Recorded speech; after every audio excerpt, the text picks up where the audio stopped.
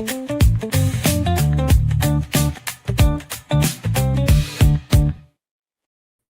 a Mosley show, and great to be with you live today. Man, so much awesome stuff coming out of the combine to talk about, and what a weekend. I mean, college basketball wise, Baylor was featured along with TCU in with ESPN Game Day. As you all know by now, it did not go well. I'll tell you what did go well. I was at Sing. I was at ESPN. I was in town in Waco Saturday night to watch my nephew, who's a KOT, perform, and he was awesome. John Andrew Logsdon. I think at Baylor he goes by John Logsdon. But wow. He had a solo, he brought it, and the KOTs were unbelievable. Huge upset win at Sing, which if you didn't go to Baylor, you're like, what the world is that? But if you did go to Baylor, you know what it is. And the Bucks, I think that's like the Brothers Under Christ or something along those lines, BYX, they won it. They won Sing. My gosh. An enormous upset. I didn't even know they were on campus, and they won Sing, which is like a big dang deal. The Tridelts won third. Got a lot of connections. I'm married a Tridelt. My sister's a Tridelt. My daughter's a Tridelt A&M. So that was kind of cool to see. My mom, did I mention my mom? My mom's a Tridelt. So we've got lots of Tridelt connections. And that was pretty cool to see. They had a good act. And what I did, Kev, is I celebrated with the KOTs after their act, and then my nephew and I went over to Shorty's Pizza. We'll give them a free plug because they were a longtime radio sponsor of mine. They need to be back with us. Come on, guys. Salazar, are you out there watching today? We need you, buddy. We need you. There's some light. I was going to get some light on the subject. Chris Salazar is one of the general managers for Shorty's Pizza, and he's also a huge hockey guy. In fact, we probably should have had him on during all that Team USA hockey we were talking about. He was the official hockey guy of my old show over at ESPN Central Texas.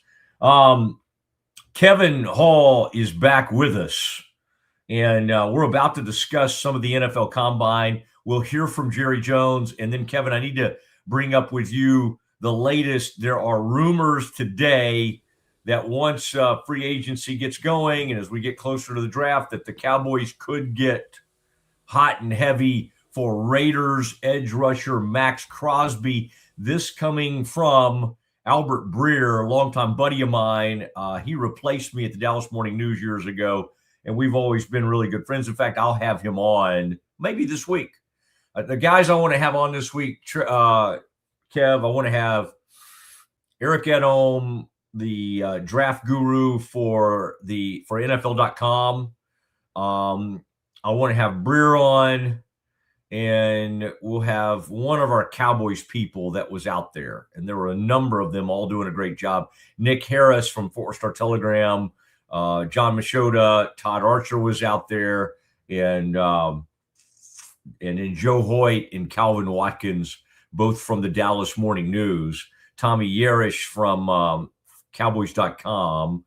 So I hate to leave out anybody, but they all really were out there doing a good job. Clarence Hill from DLLS and Jeff Kavanaugh and that crew, Mr. Fourth and Long, Jesse Holly, all of them were out there at the Combine. And again, some of these people live for the draft. All year round, they're looking at these prospects and acting like scouts and all that. And I find some of it very interesting. It's not really, I like to talk about the draft and the Combine more from the framework of the scouts that I talk to and some of the GMs across the league inform my thoughts on the draft. Now, will they lie to you this time of year? Absolutely. So you got to watch it. But I'm very fortunate to be friends with the assistant GM for the Buffalo Bills, Brian Gain. He used to be the GM of the Houston Texans, and he's a longtime friend. And unfortunately, a lot of them can't be on. Their organizations don't let them do interviews leading up to the draft for obvious reasons. But right after the draft, we'll try to have some of them on, and that will be fun. I will react here in a minute, Kev, and we can do some more of this in like my cap's been dented by my, hold on here.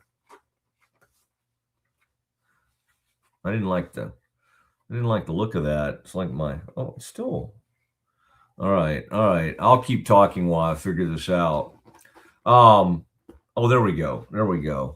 That was really Kev bugging me. While I do that, while I fix my cap, a man who likes to usually turn his cap around backwards.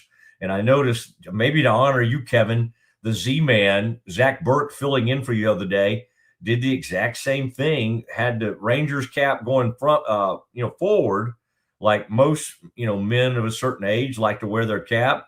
Kevin, you have reached an age where probably you should wear your cap forward because you're in your 40s, but because of the long hair and your whole persona, I think you can kind of get away. You remind me not only of the guy from Barstool, but the other night my wife was watching the guy in the band on the Gilmore Girls. She likes to watch all those old Gilmore Girls episodes, and that you kind of a little bit remind me of him. He was one of the characters, and he was the lead singer in a band, and you were in a band at one point. I was, yep. So, not shocking. Kevin, welcome back. We missed Kevin on Friday, although I got to say, Kev, the Z-Man, what I loved about the Z-Man, and Kevin, you'll do this from time to time, but a lot of times you kind of, when I get going, you'll kind of ease yourself off the stage and let me kind of do my thing. The Z-Man the other day, at about 2:00 or whatever, just said, you know what, I'm going to roll the entire time with Mosley. We had a great visit, but he does a great job, and it's so good to have guys that can fill in. Kevin had to step in and was doing a Friday Baylor women's tennis. He's the PA man for Baylor women's tennis. Now, Kev, did they get a big win? They beat Arizona on Friday. They lost to number 6 Arizona State yesterday. Okay. But it was 4-3. It came down to the last court, and Baylor did win the doubles. So, yeah, I mean, there was some good stuff against number 6, but fell a little short. So Baylor men's tennis, and I know they faltered a little bit lately, but they had that unbelievable run in that ITA, and leading into that because they beat A&M. They had moved up to number I think they were up to 6th. Okay, they were way up there. Well, now they may have moved down in this latest one. The new rankings don't come out, I think, until tomorrow. Where are the women? Where were they going into all this? Did you look? Are they not in the top 25? No, they were. Arizona was ahead of them, so they beat them. But like I said, number 6 is tough to topple. But well, good to have you back. And I know, as a man, Kevin, from Indianapolis, watching all that, watching the combine, I'm sure you were taking all that in, and some incredible performances. I got to say, let's do the Baylor stuff first. I thought the way Jackie Marshall ran, all his stuff was good. I knew Josh Cameron would blow everybody away in the interviews. Now, because of how strong he is and how great he catches the ball and all, I was kind of hoping he would run and work out with the wide receivers just to show, because I think he would have done great. But he wanted to save some of that for his pro day, for his Baylor pro day, so we didn't get a ton on that. Now, Sawyer Robertson did go out and run, and he also did the vertical, and Sawyer, and he was out throwing the ball too. I love that Sawyer did all that, and I mean, Sawyer just needs to talk, because Sawyer is the most impressive. He and Fernando both have amazing intangibles. And that's another thing, Kev, I want to bring up is at 1:30 today, we're going to have from ESPN, Dave Wilson wrote a really nice feature on Sawyer Robertson. And the kind of the hook to this story was Mike Leach's last quarterback. Okay, because he went to Mississippi State because of Mike Leach. Mike Leach started recruiting him when he was at Washington State. He grew up rooting for those Tech teams because this Sawyer grew up in Lubbock. He followed Mike Leach, and after Will Rogers, the really great quarterback that Mike Leach had out there at Mississippi State, Sawyer was supposed to be next. And in the story, there's some really neat communication that Mike Leach had with Sawyer that Sawyer was able to kind of find on his phone that he's kept since Coach Leach died. And so, again, I always knew this was a cool part of the story, but in listening to all these people talk about it, it was really cool because Sawyer got to come play for not only Spavital, who's part of the air raid, but Dave Aranda, who, when he was hired by Mike Leach at Texas Tech, was the guy who would drive Mike around on recruiting trips. And he always laughed about the fact that they would never get anywhere on time. They were always running late and all that kind of stuff. But really cool story that Dave Wilson wrote that's on ESPN.com. And Dave and I used to work at the morning news together and have been friends for a long time. And I really like the work he does, especially when he writes about somebody from Baylor. So very, very cool. And Dave's an Aggie. I'm, of course, not. I'm a Baylor Bear, but we just kind of have similar upbringings in the fact that he loved the SWC. I love the SWC. And so there's a lot to talk about in that area. So we'll do that at 1:30. So Baylor fans, if you want to hear more about now, reason I brought up Sawyer and the combine. Kev, he ran I think it was a 4.65. We knew he was fast. I mean, for a big old tall quarterback, he measured at 6'4". I mean, for his size, that's a great run. That's a great 40. Some of these quarterbacks over the years, we've all joke about a guy like Tom Brady running, I don't even know if he ran a 4.9, may have run a 5 flat, but these guys are not, some of these guys are not fast. He also jumped, I think his vertical was around 37 or 38. I mean, that's awesome. I mean, Sonny Styles the other day did 43.5. And so now we're comparing everything to that. But for a quarterback to have, anything like 32 and higher is nice. Now, they had somebody on the other day, Kellen Moore is now the head coach of the New Orleans Saints. And they had him on the NFL Network the other day, and his vertical was a 27. That's not really that bad. It just sounds not great compared to like Sonny Styles from Ohio State doing a 43.5. By the way, he's a 6'3", 245-pound man doing a 43.5. I mean, just beyond belief. As all these people, by the way, travel back from the combine. But we'll take a break in about 10 minutes, and then we'll get ready to have Dave Wilson talking about Sawyer. Really cool story there on ESPN. And it's going to be a fun week because we've got a ton to talk about. I mean, we had fights in the NBA. We had and we got a lot. I mean, from a combine standpoint, there's just some huge standouts. And I wanted to, at some point today, Kev, we'll talk about these wide receivers. Who else was at the combine from Baylor? Let's see. Oh, I need to look back. I need to really dial in on like what Trigg is a day 2. I mean, I really think he's a day 2 guy. And I think at Baylor Pro Day, there's the potential of him really putting on a show.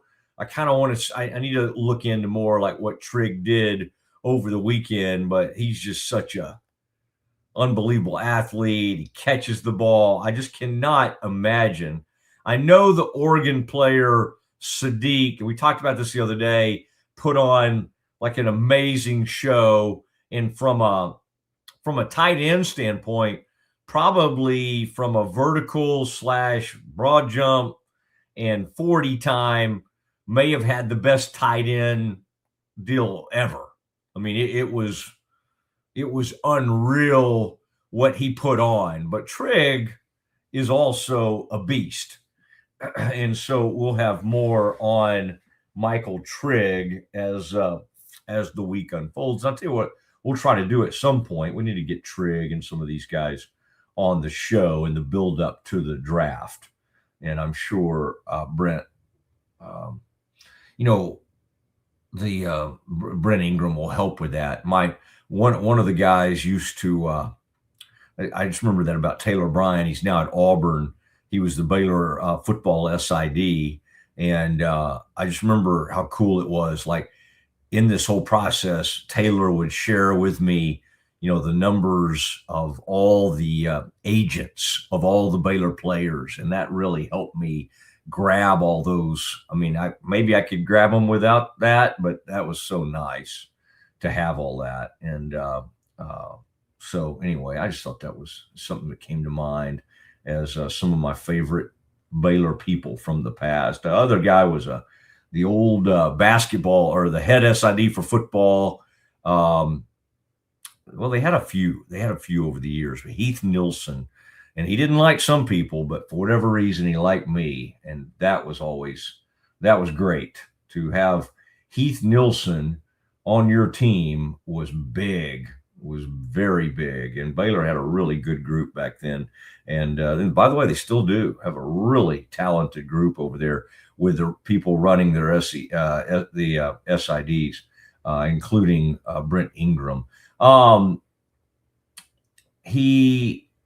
Let's see, I'm looking at February 19th, what they had for Trigg, but I kind of wanted to see what his measurables ended up being the other day. Anyway, I mean, what an unbelievable player he was for Baylor. The best tight end in Baylor history. All right. Josh Cameron was great at the podium. Jackie Marshall, of course, was. And his workout, I like Jackie's workout. It was smooth. He was getting around there. Kev, did you have anybody you like from Indiana? We both knew that D'Angelo Pons was gonna, he was not gonna measure that tall. I mean, it's not like he was gonna grow any. So no. We always knew he was going to be 5'9". That was going to be about the tops he was. But the vertical was what? What did he end up? 43.5. See, I thought that was Sonny Styles. Are you saying Pons had that too? Oh my gosh. Whatever he lacked in size, he made up for in jump. Yeah, but what did he run? Did he run a 4.3 something? No, look that up when you get it. Look Pons up. Real quick, what his numbers were, because I thought the Indiana guys did great. I mean, I wanted to see those receivers. I was waiting to see, Omar Cooper. There's that one receiver. I can't remember if he is coming out of the draft or not. That Charlie B. Is Charlie B coming out? Charlie B. staying in Indiana. Okay. Charlie B. from Nashville, Tennessee. But and I also was interested in those Indiana running backs. They had a couple. I think one of their running backs, his last name was Black. Yeah. Hemby was there. Black was not invited. Okay. Big mistake, I think. But yeah. Okay. I gotta say, D'Angelo was a 4.4 flat. I'm telling you, man, he's awesome. And his interview was great. Yep. And can I say something, Kev? Well, you stay with me for this. Yeah. Sometimes I'm like, I think people want to invent drama where there's not really. Okay. I don't think the whole world was out there mocking KC Concepcion. Now, maybe some idiots were, But, sometimes we overreact to things and make too much of the couple of idiots who say things, right? Right. But I mean, how can you not admire that kid? Like I didn't even really know this about him until like later in the year. I already thought Concepcion. I saw him at the start of the year. I went to an A&M game. They were playing UTSA, and he just went off. In person, he is unreal. He had a breakout. They had two receivers. The one guy came from Mississippi State. He came from NC State. Casey Concepcion is a first-round receiver by any measure. He's got great hands. He makes clutch catches. He's got return skills. He's got great speed. But this is the coolest thing about him, maybe, than all of those things, is that he cares enough about little kids that have speech impediments. Casey Concepcion has a speech impediment. And yet the guy will step up, do interviews. He stepped up to the plate, did his whole interview at the combine. Maybe it's because I've seen him interviewed, so I didn't think it was that big of a deal. But apparently, Kevin, somebody out there tried to make light of it and all. Now, again, we give these people too much of a platform. I sometimes am almost like when I see somebody say something racist, I'm like, yeah, they need to be called out, right? But at the same time, do we really want to give a platform in like these people that say idiotic things? Do we really want to amplify that? I don't know. I don't know what the answer is on that. But I will say anybody who makes fun of somebody with a speech impediment, get a life. Seriously. I mean, you don't need to have any forum. And I just think Casey Concepcion even came up higher in my eyes because he's just such a great guy, and he's an unbelievable player. So, Kev, as you are looking at what the Colts are going to do and what they're up to and what they may be thinking about in the draft, let me bring to your attention the great Casey Concepcion. Now, Kev, we also had breaking news today because we had a couple of trades go down, and we're learning of players that are going to get cut. But David Montgomery, the Detroit Lions, there's our news sounder. Detroit Lions wide running back has been traded to the Texans. Texans are always either trading running backs or trading for running backs. And I like the deal here. They gave up like an O-lineman and a fourth rounder maybe, and one other thing, maybe a seventh rounder. I don't have it in front of me. But whatever they gave up, that you match this guy up with Woody Marks. I mean, come on now. I think it's a pretty good move by the Texans. Now, they're still going to have the same quarterback, but at least he has somebody to turn around and either throw it to or hand the ball off. Good player, good. I like the deal. So there you go. The deal has been made, and it was made earlier today. What? No, that O-line is terrible, and you traded away offensive lineman to get a has to be paired with another running back. Come on. Oh, I think Montgomery. I think they now are scary. I think those running backs. Not if they don't have an O-line they can block with anything. That one of those linemen they traded or cut or whatever was the right tackle. Wait, am I thinking about another place? There was a right tackle today that I'm thinking of all the transactions that have happened. And there was a right tackle. He may have ended up with the Browns. Okay, I got to look at that again. But all right. Listen, C.J. Stroud was really the problem more. I'm not saying the O-line was great, but I do think Montgomery, I mean, again, as bad as they looked in the playoffs, they still were sitting there one game away from being the AFC title game. Am I wrong? It would be a shame to waste that defense because you can't figure out your offense. Well, I don't know. I mean, if you don't have the quarterback, you don't have the quarterback. But I don't think it's bad to go get and look at the guy they traded, Kev. Right. Look at the offensive lineman they traded.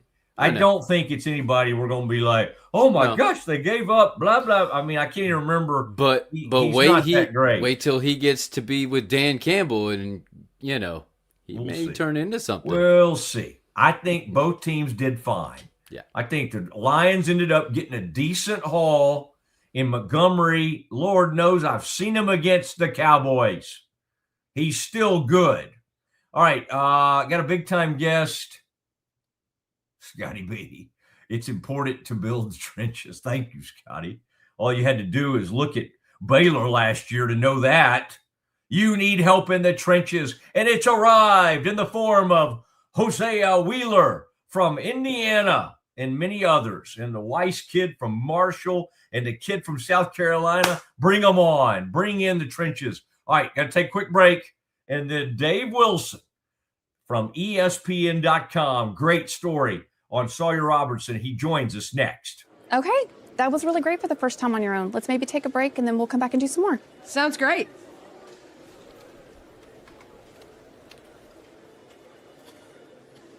Oh, you're back. That was a fast break. I know.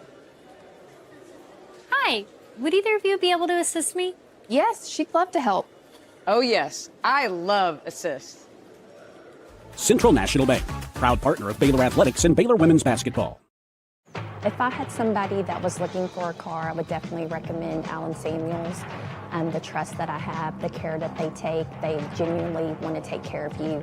They really ask for your feedback when you go to the support department to make sure they're taking care of you in every way possible. So I really appreciate that they listen to your feedback. Like Allen Samuels always said, Waco has a lot to offer, and so do we at Allen Samuels Dodge, Chrysler, Jeep, Ram, Fiat. Come by, let's be friends. Protect your online privacy with NordVPN.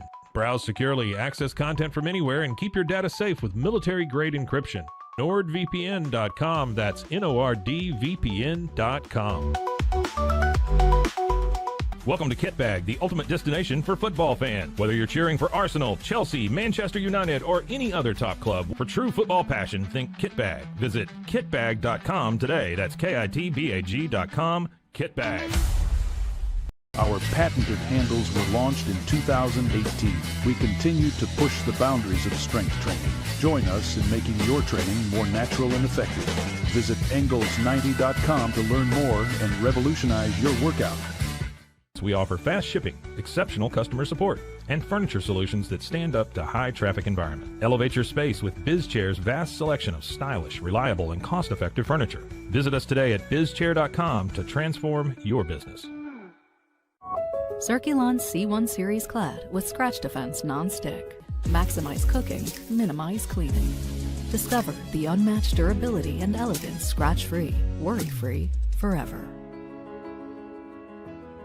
At Tusain's, we understand that maintaining a healthy lifestyle can be challenging, especially in today's fast-paced world. That's why our mission is to make fitness accessible to everyone, anywhere. Visit Tusains.com today and start your journey to better health. That's TOUSAINS.com. Farmhounds offers natural treats and chews made with quality products that support family farm, regenerative agriculture, and humane farming practices. Give your dog the best with wholesome, organic ingredients that promote health and happiness. Shop now at farmhounds.com.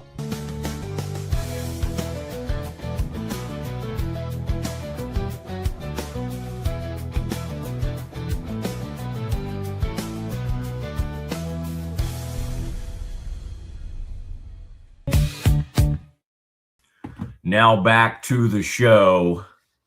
We're going to get Dave Wilson on here from ESPN, and we were having a little trouble linking up with him, but make sure we get the proper link over to him, and we'll be good to go. As this story on Sawyer Robertson today on ESPN.com. Very, very cool. About Sawyer, about the legacy of Mike Leach, and how cool it is that he ended up with a coach in Jake Spavital who'd been part of the air raid. And very, very cool. And so we will, as we speak, we are trying to get that done, and we'll get that to him. And we also need to talk at some point here about the this situation with Baylor basketball, Baylor women's basketball. It's difficult when you have the opportunity like that again, and you have game day there, ESPN College Game Day, and the whole thing is set up for a big day. And I would say both teams just kind of, the first half didn't represent really. And it's just, it really, for both teams, it's embarrassing to have a 26-15 halftime game. Nobody signed up to want to watch that. It finally turned into a bit of a game at the in the second half. So I think we've got this linked up now. And I see waiting in the portal. He's in the transfer portal. He's about to join the Matt Mosley show, although I don't have the portal money that some of these schools have. Oh, there he is, like the Godfather. A little dark. What's with my lighting here, Mosley? It looks bad.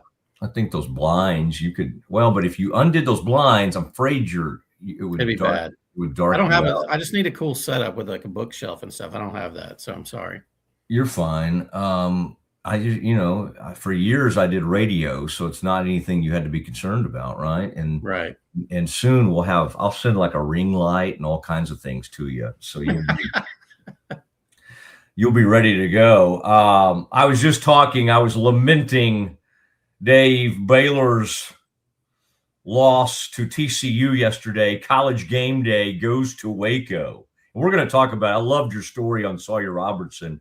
But Dave, I know you're usually writing about college football and doing a great job on that. But you also are well aware of the long reign that Baylor had in women's basketball over pretty much everybody. Yes. Right? And so for 37 years, the Horned Frogs were not allowed to come out of the wilderness. And for 35 straight times, Baylor beat them.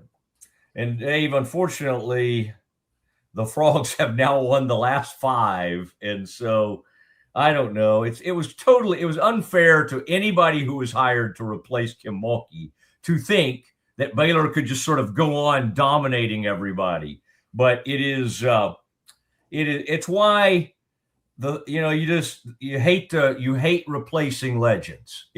There's almost it's almost always a losing proposition. It's the same thing in college basketball right now, like especially for the guy's son. For somebody to follow Bruce Pearl at Auburn, it's probably not going to go smoothly.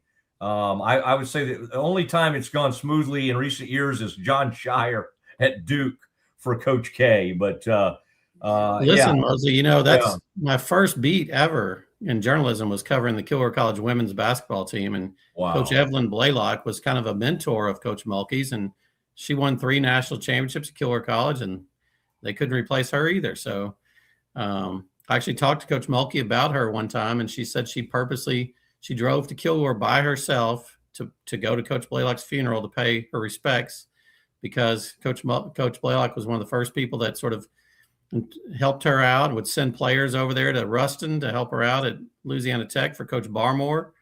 And so, I understand that's tough, Yeah.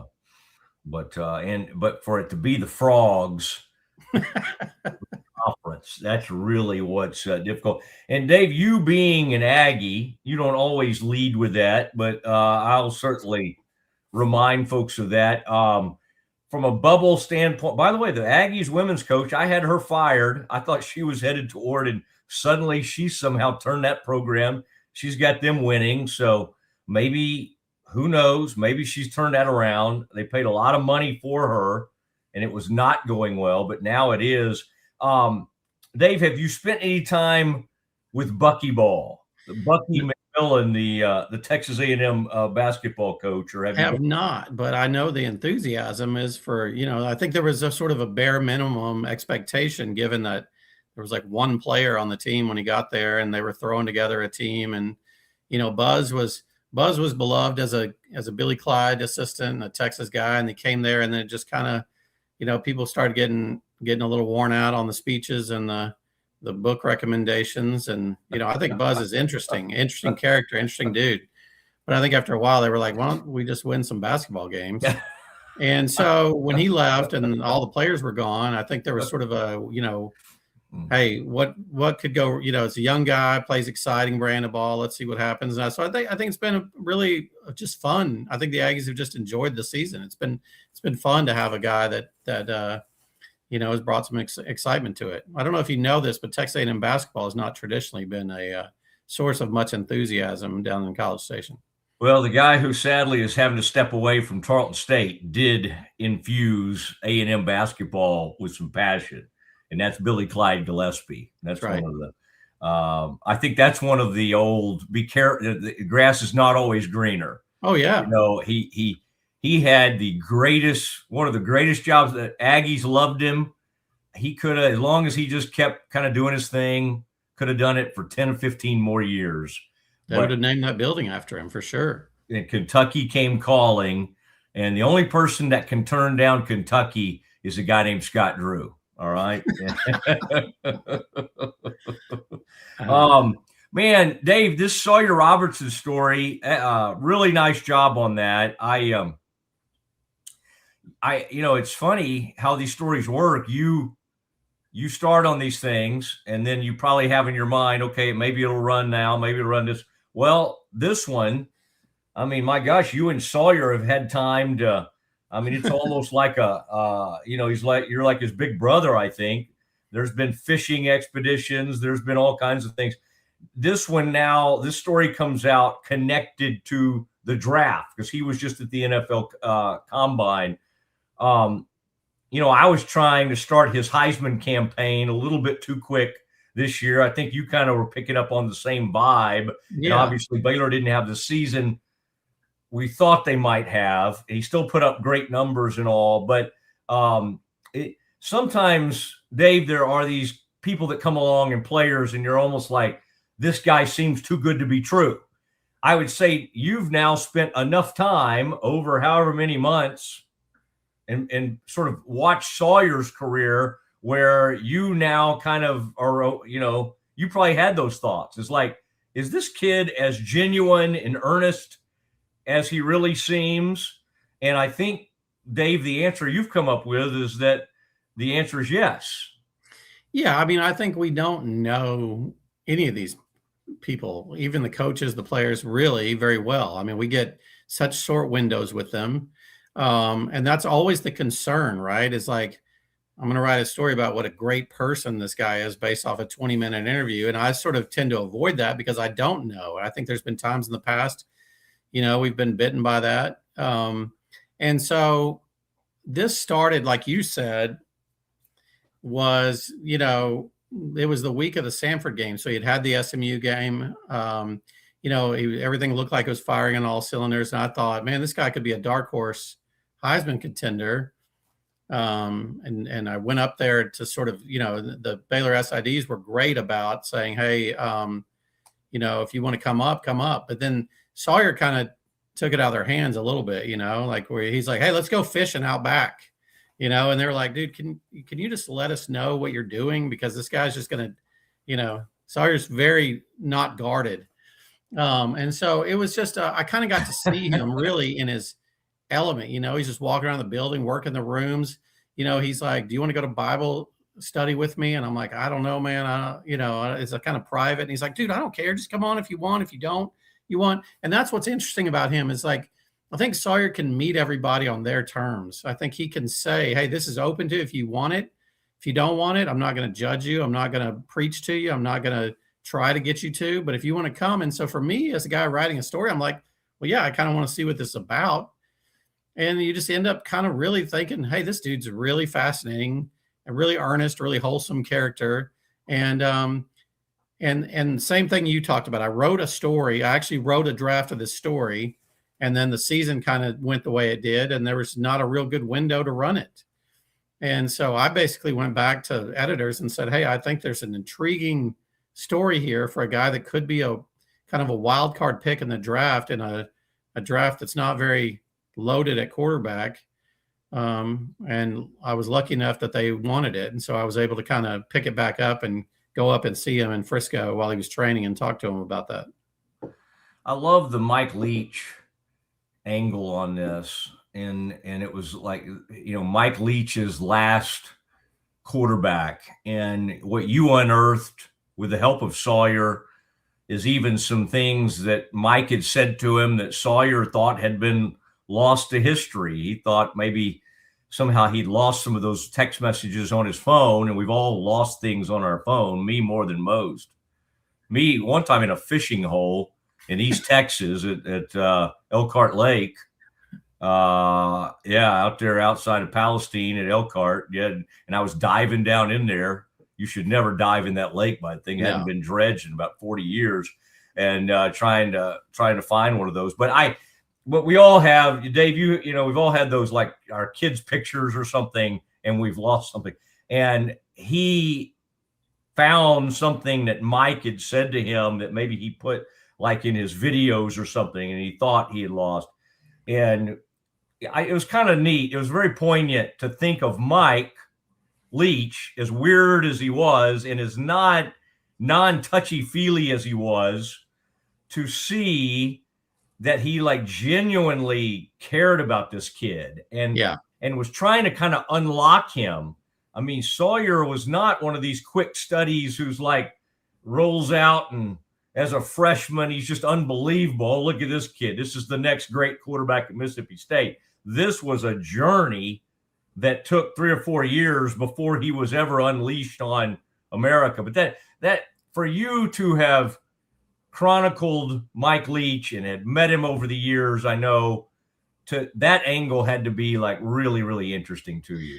Yeah, I'm fascinated by that whole collection of guys. I mean, they're guys that sort of realize football is not life and death. They don't sleep in their office. They go hang out at night. They drink a lot. They go to I would talk to Mike while he was walking in Key West, in the summer, and where he spent a long time in Key West. And you never knew if what he was saying was the truth, like, oh, there's an iguana that just fell out of a tree over here. Let me go see what he's doing, see if I can help him out. And so this would be happening live on the phone, and he's rustling around in some branches.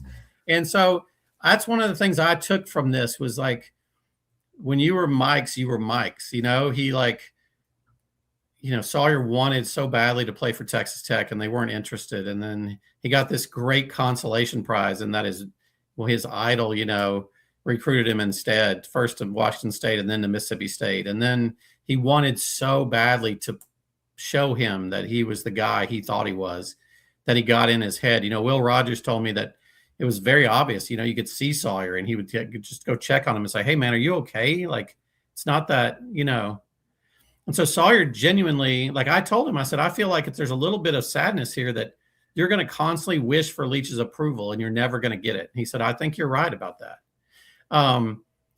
And so when you talk to Mummy, who would talk to Leach all the time for 2 hours at night about quarterbacks or about aliens or whatever, you talk to Mason Miller, you talk to all these guys, they were all like, what's he talking about? Like, Leach loved the kid. He loved him and he wanted so badly, he wouldn't let anybody move him down the depth chart.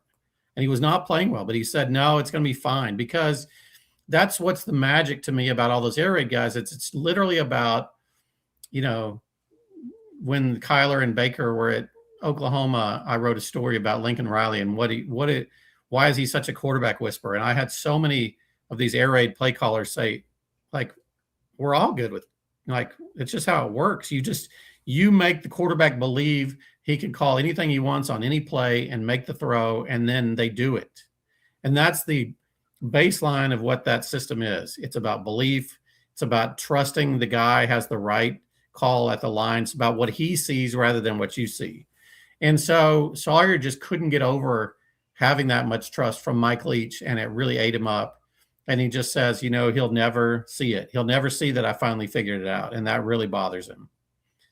And so to be there in the moment when he actually figures out he has these text messages and he sees that Mike Leach said, you're ahead of BJ Simmons at this point, who set the NCAA passing record in 03, since broken, but still, by Bailey Zappi. But he said, of course. Yeah, of course. So he's like, you're ahead of him at this point. You're going to be great, essentially. Like, never forget the sky's the limit for you. And to see Sawyer find this and realize that he had actually seen it. He actually did believe that he could do it. It was a weird, I get goosebumps thinking about it. It's just like when you're writing a story, you don't expect to be there for the moment. And I was, so I saw it. It was really cool. And the tie-in that Aranda had. Yeah. Coaching for Leach at Tech in 2000, and the funny thought that of him, first of all, can you imagine those conversations? We now know Dave, but we also know Dave probably didn't say a lot, right? Dave is probably Mike talking most of the time, and then them showing up late at places as Dave drove him around for recruiting. First of all, I can't see Leach being that into recruiting. I'm not saying he wasn't good at it in his own weird way, but he does not strike me as someone who was just desperately trying to make a bunch of calls and try to hit like every high school. That does not seem like Mike. But but as his legend grew, he probably didn't need to do as much of that. But that again, doesn't it seem like fate that Sawyer ended up with an air raid? I mean, think about all the things that had to happen for Sawyer to and again, he saved Aranda. Now, Aranda almost couldn't save himself this season. His AD getting into some issues probably saved Aranda, right? But it's just wild how all this stuff kind of comes together. But I think Dave, in some ways, was the perfect fit for Sawyer. But like, imagine that, right? Your dream, you grew up idolizing Mike Leach. Your dream is to play for Mike Leach. You get to play for Mike Leach, and then you're there and he dies. And he dies in December. And the portal's opening. You're demoted to third string for the first time. They're changing the offense. Arnett fired most of Leach's guys right after the funeral. So there's a bad feeling in general. And Sawyer says he would absolutely not have left if Leach had been there because he wanted to prove it so badly. So now he's got to go in the portal, and he's a kid who's a little bit more of a curious kind of wanderer seeker anyway. And you're getting all these calls from people that are promising you all this stuff and money and starting jobs and everything. And he was not interested in most of that. Like I think his family really, his dad, Stan, was a first round draft pick of the Montreal Expos in 1990, and tendonitis kind of wrecked his career. And he just came back to West Texas and played safety for Spike at Texas Tech and just kind of stayed. They never pushed Sawyer into sports. So the idea that he came home, he was at private school, went to public school, came home the first day of public school and said, oh, by the way, I tried out from quarterback, and his dad about fell out of his chair because he had never even seen him throw a football before. And so, he's a different type of dude. He's a much, I thought Sonny Dykes' quote in the story, which he said to reporters the week of the Baylor game, was that, we recruited him, but we didn't even mind missing out on him because Sawyer was Mike Leach's kind of kid. And I thought that did a lot of heavy lifting really for me because that's who Sawyer is. He's that dude. And so imagine you're grieving, you lost your hero, your idol, your coach, and now you got to go searching. And I imagine that Dave Aranda would be a comforting person to talk to who had that same background. Aranda's told me before that, like you said, you don't think that he talked a lot, but like, the story was that they would go to these dinners and Dion, Dave's wife, would get into these arguments with Leach about politics, and they would be arguing back and forth the whole time. And Dave would say, like, Dion, you're going to get me fired. What are you doing? And so Leach I actually heard that Leach called Aranda just a couple of weeks before he died and said, hey, I really miss those days with you and Dion and those dinners and how much fun those were. And So they did have that bond, and they didn't know it from the get-go, but when they went and sat down and talked, and I'm sure there was a comfort level for Sawyer, and he just wanted to. By then he thought, and I'm sure he would not find any of these things line up to be fate. In Sawyer's mind, this is providence. I mean, this is what he believes, and I'm not saying I don't. I'm just saying this Sawyer's lives very much by his faith. Going to Baylor was very much a choice. He wanted to go to a Christian university. And so I think the way it lined up to him would be that it worked out the way it was supposed to. Now I'm thinking about Dion Aranda.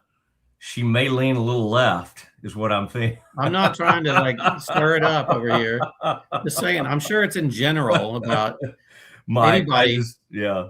Anybody arguing with Mike. He used to call me and say, "You're the guy from Kilgore, right?" And I'd say, "Yes, sir." And he'd say, "Well, that's where Stone Cold's from." And I said, "No, he's not. He's from Edna." He said, "No, he's not. He's from Kilgore." He would just argue with me. And I said, "Dude, my dad was the mayor of Kilgore. We would have put a sign up on the city limits if Stone Cold was from Kilgore." And he would just tell me, "Oh, Kilgore's a terrible place. I never minded recruiting Kilgore and Lubbock because Kilgore kids never got homesick." And so I could understand anybody arguing with Leach about anything, because that was his goal, was to get you to argue with him. Yeah. He was going to hire, I was told he was going to try to hire Brazos right before he died. Like he was on the verge. And as we were talking about Dion, joking about all that, I thought to myself, Mike was the one guy that could have put up with all the backlash that would have come. Now, we don't know if Mississippi State's president and the AD would have put up with everything that comes along with that. But Art was convinced Mike, and it would probably been as an analyst or something, but it just kind of shows you that even knowing how much of a pariah Art is in college football, in Mike's mind, that was his friend. And that's a big part of his life. And he wanted to give Art another opportunity. And again, who knows what would happen. By the way, Art Briles back in college football out there. And that may be your next stop. You may need to get out there to Portales, New Mexico. It's interesting because I don't think, he worked for Leach as long as he did. And I don't think there was a lot of, I don't think Art feels like he learned a lot about coaching from his time there, and he felt like he already had it under control. So I think it would have been a marriage of convenience to come back together for the two of them. But I could see Leach doing that. Yeah, he genuinely, obviously, if you ever saw a single one of his press conferences, he was not too worried about what anybody else thought about him. All right. Well, this is really good. I appreciate you, Dave, taking the time. Can you reveal like your next big story? What can you tease us a little bit? What are you cooking up for us? Is there any SWC related, anytime you do something involving the SWC, that's when I like it the most, because you and I have very similar backgrounds. Although you come from a much bigger town. I come from Kaufman. Kilgore is like 10 times as big as my hometown, but we do have similar backgrounds. My dad was city attorney. Your dad was the mayor. My dad was a lawyer. We've got very similar things. What do you have coming up that we can look forward to? I don't know. I know I'm working on a Texas women's hoops story for the regional here in Austin. I probably should do a Mark Campbell story about that legendary Frogs coach putting him over the top. I'm tired of hearing about him. I did have him on recently. And I know. I'm just messing with you. I don't know. I don't know. I've got a few things. I'm trying to work on a couple of projects, but I don't know. It depends on, getting past this one. I've had some other stuff cooking, but nothing imminent right now that I can tell you that I think would be right up our wheelhouse here. I had to laugh. Our star player at Baylor, hearing her talk about Ramadan, the largest Baptist school in the country. And she was like, well, we're in the middle of Ramadan. And unfortunately she went out, Dave, and went like 6 for 23 or something from the field. But I thought, again, I think that's awesome to have different faiths and all. But totally. That's one of the most fascinating things about covering the sport and the different cultures, right? And I've always thought, man, how tough would it be in Ramadan to have to play sports, given all the restrictions. So that is interesting. Buddy, even as a Christian, oh yeah, I find it difficult when I tried the Christian thing of fasting. I'm like, well, I can't do this. This doesn't seem to work for me. And then I tried to do it just for my health, to drop a few pounds. And I'm good at it. Actually, I'm good at I'm good at like waiting, but when I come off of it, I'm just like a wild banshee. Like I don't come out of fasting very well. I make up for all the calories. So you've always had the help of all that height. I mean, you stand at about 6'5" or something. So, you can pack on as much as you need. I can hide it with big shirts at least. Did that Aggie story I tried to get involved in and help you with? Did we ever? I was trying to remember if I got to see that one come out. Which one? When I was hanging out with the Torn family. Oh yeah. That game. Okay, that was that's about the Aggies, whatever they call it. The Aggie syndrome. Could they learn to believe before they threw an interception on the 5-yard line to, so it held up, I would say, unfortunately. You didn't really need my help, but I just remember saying, "Hey, do you want to talk to?" I knew Mr. Torn. I'd met Mr. Torn before, but some of the other buddies, that was very helpful. Right. But you say I'm an Aggie. I spent 3 semesters there. You still get I still went to the fish camp, and I understand it. But I just like to, I don't want anybody to get the wrong idea. I like to write about all of them. Okay, Mosley, just make it clear. I'm sorry. I've outed Dave Wilson. I like to be employed. You love the SWC when people. I do. When I see your name, I can't help but think of former Texas A&M coach Dave Wilson and who did it? Tom Wilson. Tom Wilson. I'm so sorry. I had a brief bad moment there, but Tom Wilson, who ended up coaching at Corsicana. Yeah. I bet you crossed paths with him at some point. I didn't, but I know he gave Kettrick Sanford the ball a whole lot. Wait, now I know Kettrick Sanford, who ended up at University of Houston. Yeah. Who's married to a woman we know in Dallas, who's like big in the Junior League of Dallas. Kettrick Sanford, yes. And she was the president of the Junior League of Dallas.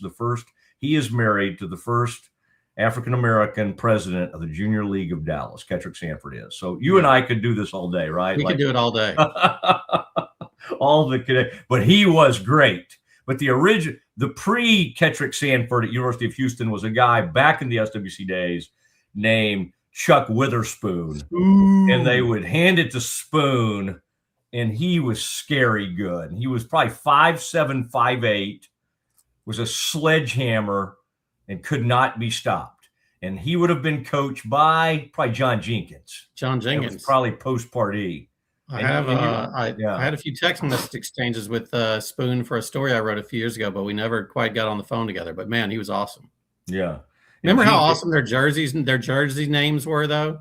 Manny Hazard the third, John Brown the third, Manny Hazard, JB3. It said. So you remember Chuck Witherspoon just said C Spoon. They were the coolest.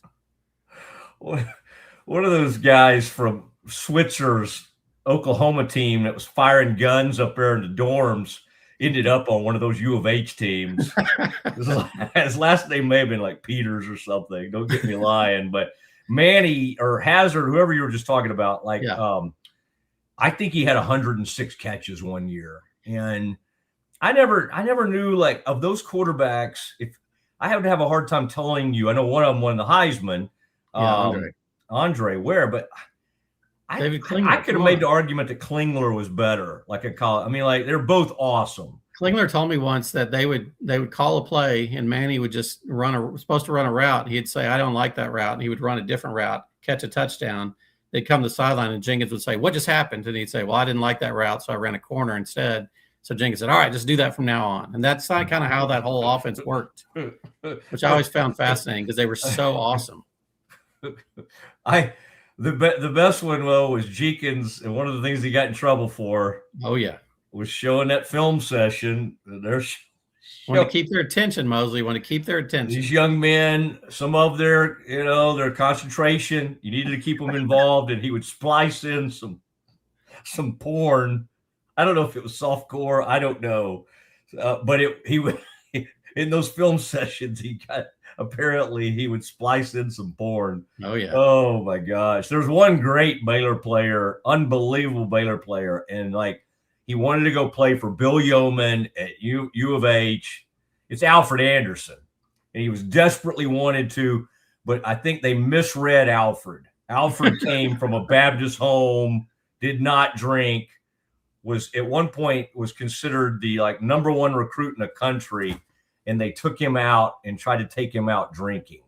Yeah. And that's how Baylor ended up getting Alfred Anderson in the early 80s. Real quick, I'll end that with a really good one. Earl Campbell told me he visited Houston. Bum Phillips was his recruiter, and they sat around and compared offers around the campfire one night. Everybody talked about how much they were getting, and Earl said, "I ain't coming here. Y'all are the biggest cheaters I've ever seen."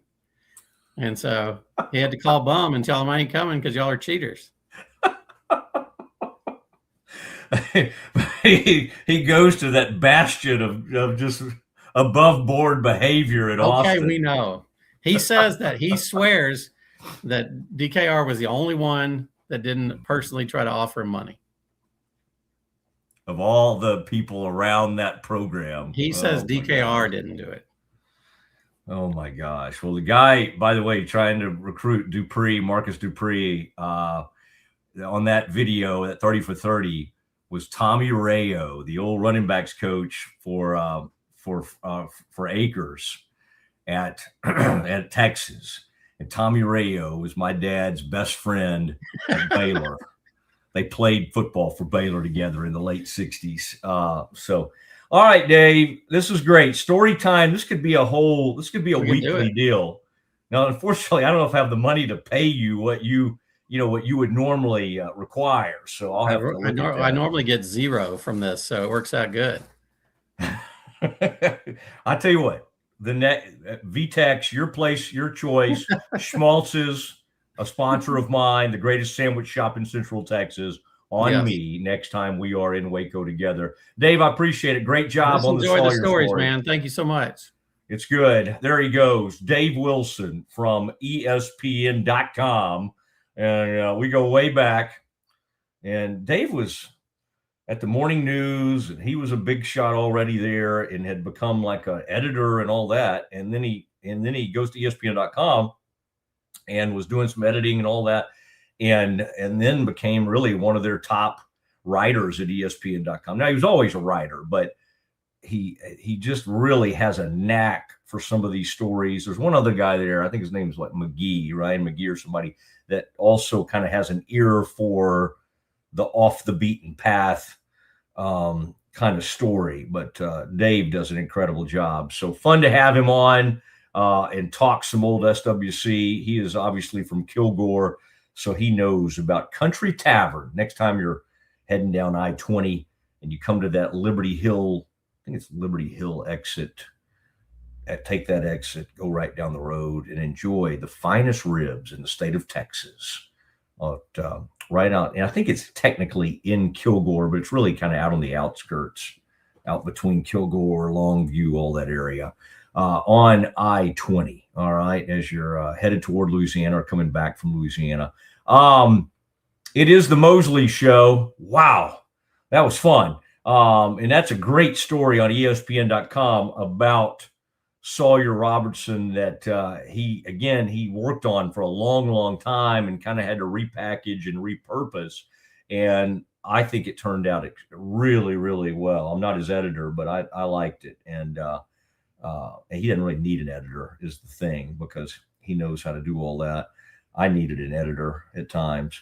All right, so Mosley Show, and we continue on, and let's do some Campus Confidential. All the huge college basketball, the bracketology, and Baylor loses to TCU in women's basketball again. We need to discuss. We'll do it next. Enjoy a quiet atmosphere with beautiful river views at the Brazos Landing, located in Waco along the Brazos River across from McLean Stadium. Enjoy homemade dishes like shrimp and grits, chicken piccata, braised short ribs, prime New York steaks, and more. Plus, enjoy a delicious dessert like creme brulee or key lime pie. Open for lunch and dinner Tuesday through Sunday. Brazos Landing in Waco, the only place where I-35 and the Brazos River meet. Lake Waco Golf Club is a semi-private facility nestled along the north point of Lake Waco, one of the few facilities in Texas to have a full 18-hole regulation golf course as well as an executive 18-hole par 3 golf course. Plus, check out their bar and grill, which is open to the public. And if you're not a golfer, then enjoy time by the pool or even enjoy fishing around Lake Waco. Become a member today and call to book your tee time. Lake Waco Golf Club, where family and friends fun begins. Check them out at lakewacogc.com for more information.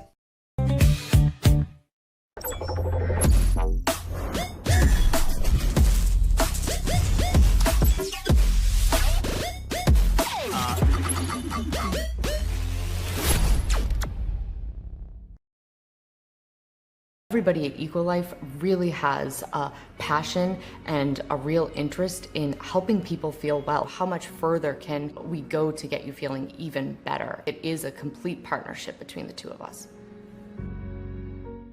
What if you could clean clean? With bio-based formulas and deep cleaning enzymes. No dyes, phthalates, or mystery ingredients. Just powerful pods for your dishes and laundry. Now you can, with drops made clean, made to clean.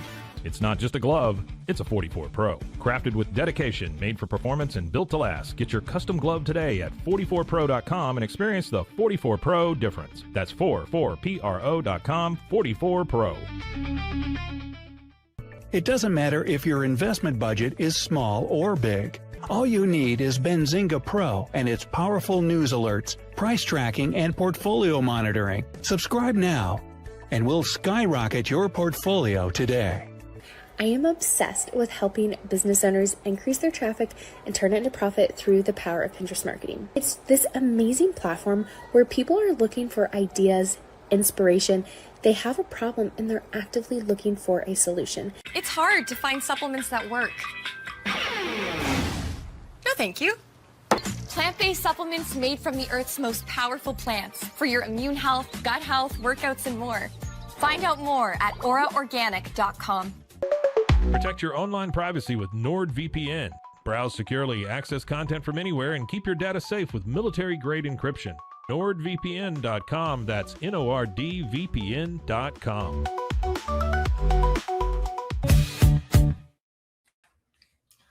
It is the Mosley Show. Thank you, C&B. Thank you, Central National Bank, for all that you do. Thank you, Alan Samuels. My gosh, I got to talk to Ted Teague today and just make sure. I saw some of his recent deals for March, and it's almost too much to believe. All right. And do I think I could go out there on that lot and move a few? Yes. Would I like some of that additional income? Yes. Am I going to do that? No. But I love watching Ted at work. I like the Marine, Mike the Marine out there. He does great work. It's a good group out there at Alan Samuels. And I'll give you more specific deals. But the bottom line is just go out there. And honestly, Ted, he does have one of those enormous offices, and they'll try to they probably try to keep him kind of back there doing his thing. But at heart, he's a sales guy. And so all you do is go in and go, hey, Mosley told me to come by, and he'll come running out of the office, and you may end up having to pay more by dropping my name. No, I think in certain instances it can help in life. A lot of times it's not a name you want to drop. One of my buddies one time was going to he dropped my name. He was about to purchase a car from somebody. A guy said he'd gone to Baylor. My buddy said, oh, you may know my best friend from high school, Matt Mosley. And the guy looked at him, his face changed, and he said, yeah, my cousin used to date him, and it broke up the sale. I think it busted the sale. So it doesn't always work. But every once in a while, it can be helpful. Kevin Hall drops my name all over town, and it gets him the best seats, and it gets him kind of the best meals and the best in restaurants right across from the Foster. Oh, at the Brazos Landing. I'm telling you, Kev, you go over and get you some bang bang shrimp, or for you, maybe like a chicken fried steak. Oh, maybe even some of those things that Cam Stewart used to enjoy, the chicken tenders. He's a man that still orders like he's about 8 years old everywhere he goes, and they can provide that if you need it. But they really have some unbelievable stuff over there. And then, Kevin, of course, Schmaltz's, the greatest sandwich shop in all of Central Texas. Today, I could use the Schmaltz with the salami, all the different lunch meat, and then the unbelievable twice baked bread. Sometimes a year they'll do the jalapeno bread, and then you get all the fixings and everything on there.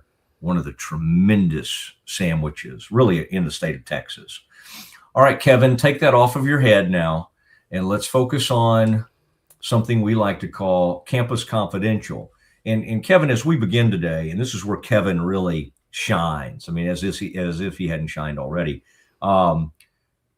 Kevin, did you like the story time? Did you like the Mosley and Wilson telling some old SWC stories? Yeah.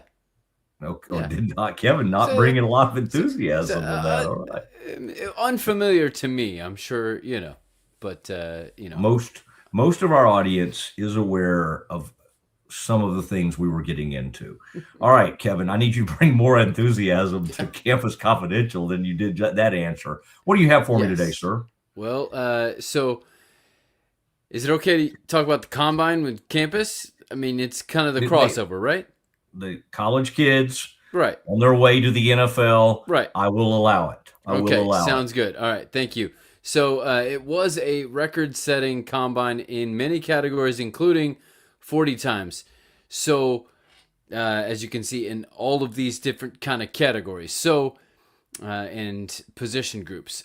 What does that really mean, though? You're asking me. We had record-setting, yes, record-setting 40 times, and great athleticism. We all know that players are getting bigger, faster, stronger. But what does that really mean to the scouts or these teams? I liked how you asked at that time because I had a little better feel for what you wanted from me. I have been to this event many times. What it does is you want measurables and things that confirm what you think you're seeing on tape. Now, there may be a guy who looks plenty fast, Cooper or one of those Indiana receivers. Let's use as an example. Cooper had a 4.42. Okay, great time. You watch Cooper. You watch him compete. He gets in and out of routes. He can high point a football. He made clutch catches. What you want is to go to that combine and just make sure what you see. Now, occasionally you'll see a guy like Anquan Bolden years ago that you feel great about, and on tape he looks great. And you get to the combine and the guy runs a 4.65 or a 4.7, and you're like, whoa, wait a second. What's going on here? And then you go to pro day and there are things that concern you. Like, for instance, the people wanted to see that the kid from Tech, what's his name? Jacob Rodriguez, the kid that's such an unbelievable linebacker, who was like basically won the Heisman for linebackers. He was the Nagurski Award winner, I think. Yep. You want to see, on tape and at a great football program like Tech, he was unbelievable. I was going to say he's their best defensive player. I mean, David Bailey's pretty dang good, right? Lee Hunter, Romello Height. But I think you could argue that Jacob Rodriguez was their best player. You want those numbers to back that up. And it did. It did. He ran a 4.5, 4.54 something. Everything he did, he had a great vertical. Everything that kid did backed up what he did on film. So basically you're looking to confirm things. Now, occasionally, some guy, even though the Oregon kid, Sadiq, Kev, we already knew on film, he was the best tight end probably, right? Yep. Well, his numbers even were better than, the numbers were off the charts. But all these things have to work together. We get enamored with all these times, as we should. the combine can be very entertaining. Now, for some people, Kev, to watch these guys do drills and run 40s, it all starts to look the same. I love it. Another person might watch it and go, oh, this is kind of getting old. I understand that too. The true thing is the most, and Kevin, I think you mentioned this the other day, and you're accurate in saying this. The most important thing to come out of the combine are, one, the interviews, and two, the medical, because each of the own teams, if you've got some medical history or something, or even if you don't, I had a guy tell me one time, Kevin, Cowboys took a kid from Ball State. And if I thought hard enough, I could come up with his name. This was like 2008 or 9 or something like that. It's another fine Indiana school. Yeah. And he was an offensive tackle. And he might have missed one game in his entire college career, if that, right? And so the Cowboys take him in the second, I can't remember, the second or third round. Second or third round pick from Ball State. Might have been second round pick. Offensive tackle. And I have this guy, and now he's the GM of the Ravens. I don't mind sharing it with you now. Eric DaCosta and I are talking about, okay, what'd you think of the Cowboys picks? And this kid who had never missed a freaking college football game, Eric goes, yeah, he's a huge medical risk. He's medically, physically, he's messed up. And I was like, Eric, he's never missed a college game. What are you talking about? Kevin, I kid you not. Before the kid had ever played a game in the NFL, he tore his pectoral muscle in there lifting weights. He never started a game for the Dallas Cowboys, and he barely ever got on the field. He may have played a few special team snaps at one point, like on kick, like field goal. He was blocking for field goals or something. He was literally a second or third round pick from Ball State. I bet it was circa 2008. Okay. It might have been the same year they took a kicker at like the 5th round, and we're all like, what? And that guy ended up being, I liked him, good guy, but they kept him as a kickoff specialist because he had a big leg. I think he was from USC. For whatever reason, Kevin, I always had great relationships with kickers. Matt McBriar invited me to his wedding in Hawaii, and I went, by the way. The old Cowboys punter. Billy Cundiff and I were great friends. You just go right. Oh, Nick Folk, who ended up playing for the Patriots and may still be in the league at age 44, 45, however old he is. Nick Folk was a great friend of mine. I hit it off with the specialist.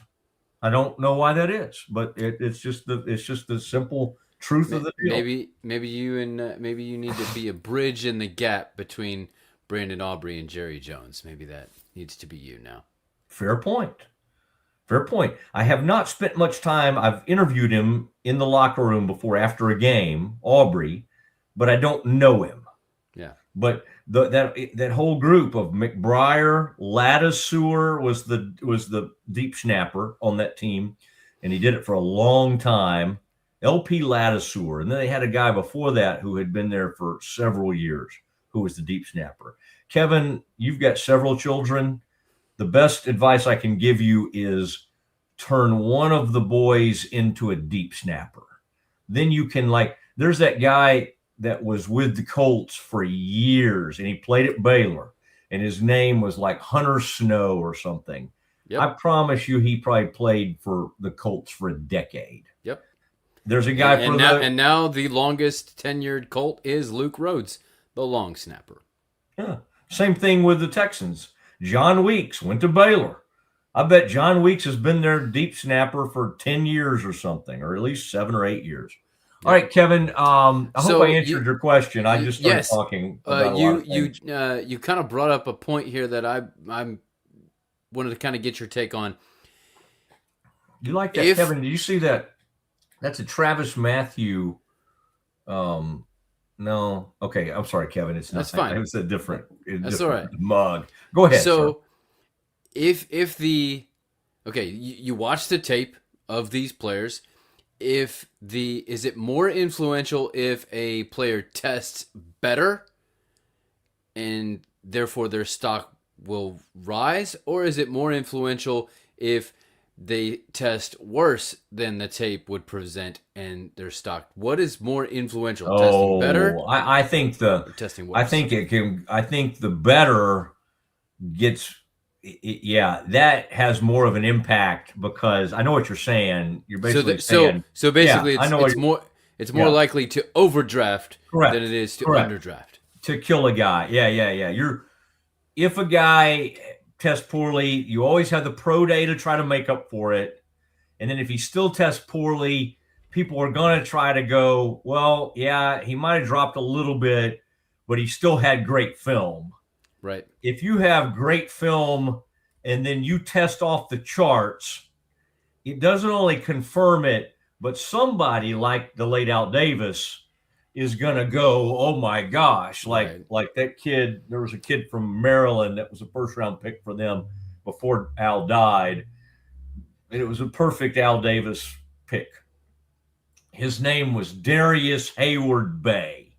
All right. And why was he picked there? Same reason somebody named Ruggs was picked there, who had that very unfortunate, horrible accident. Somebody got killed. Or Jamarcus Russell. Yeah, but I'm talking about what he really liked was like pure speed guys. Yeah. Russell was a little bit understandable because he put up monster numbers and he had a monster arm. It just, unfortunately, all the signs were there and they got ignored. And that's why, Mendoza's the opposite of Russell. There are a few things that Mendoza, you wish he could do better, like in terms of arm talent, but the character is so high and all the intangibles are so high that it's like you feel like you can't go wrong.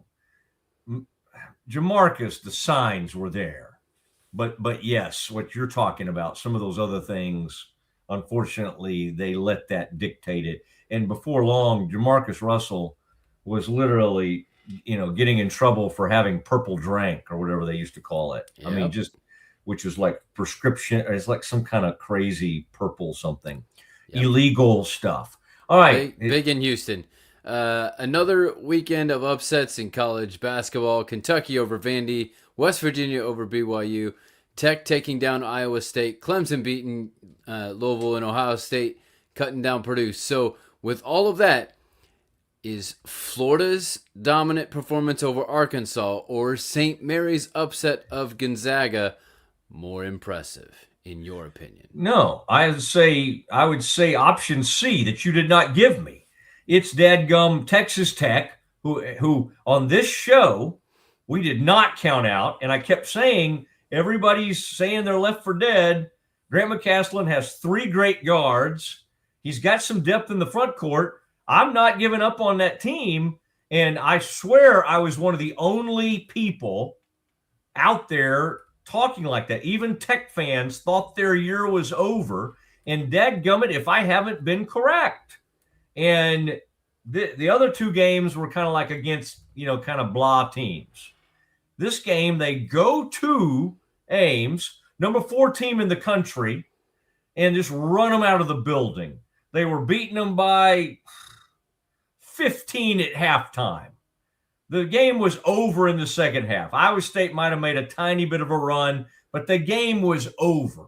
And it's not just about Christian Anderson and Petty and Atwell, although I love those 3 players.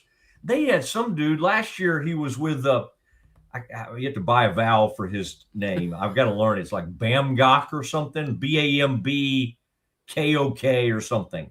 And I was like, wait, where did this kid come from? Because in this game, 13 points, like 7-8 rebounds, block shots, like big 6, like a 6'11" kid And I'm just like, or I don't know if he's 6'11". Again, I'd have to look that up again. But I looked and I'm like, what did this kid do last year? And wherever he was, Kevin, like 3 points a game, but he had these games where you would have like several blocks, 17, 18 points. Like he'd have these breakout moments, but he wasn't even on that good of a team. And he didn't average that much. I don't know what his deal was. And man, that sucker can play. And then they have a guy, he's not my cousin. He and I have similar games, though. He spells his name differently, but they have a Mosley on their team. He's another like 6'6", long wing, forward, rebounder, tough guy. They got a 6'11", 7-foot type guy they bring off the bench. I swear they have 4 dudes, and then they have a kid that was not getting to play that much who came in that game and hit a couple of threes. They're good. They're good. Now, everybody, I'll tell you the guy who drives me nuts is Jeff Goodman. I mean, he was used to be on ESPN. He's filled to 68. I like what they do, but he's one of these guys that'll rip people like Grant McCaslin. Like when they hired Grant McCaslin, he said Tech has settled for Grant McCaslin. He took a shot at Grant McCaslin. And then when Grant goes on with him, because Grant's the nicest guy ever, and he doesn't hold grudges, like Goodman tries to kiss up like crazy, and it's just gross. It's kind of gross to watch. And Grant calls him out on it too. Grant's like, dude, I know what you were saying about me. So I love that. I love that Grant calls him out. But anyway, Kevin, that to me was bigger than any of those other things you mentioned. All right. Was Texas Tech taking down number 4 on the road without Toppin. Well, speaking of which, here's the new top 25. What do you think about this? Who's overranked, underranked? Who should be there? Who shouldn't? I like. Okay, some of these teams I know better than others, right? Because of my Big 12 involvement. You can help us, Kev, on the Big 10. Yeah.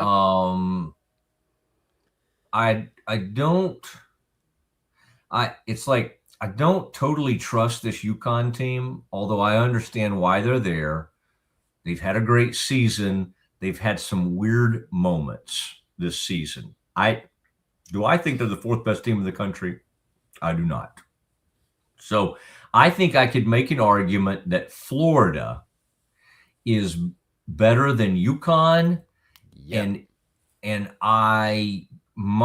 the way they're playing right now, I think they might be better than Michigan. Okay. And I'll let you respond on these Big Ten teams. I love that Nebraska has had such a great season, that their ebbs and flows. I think the voters have just kind of hung in there with them. Same thing for Michigan State. Michigan State's had some bad losses. They've had some great wins. Now, from my perspective, I think U of H is better than Iowa State. So that's the only quibble. Of those other teams, I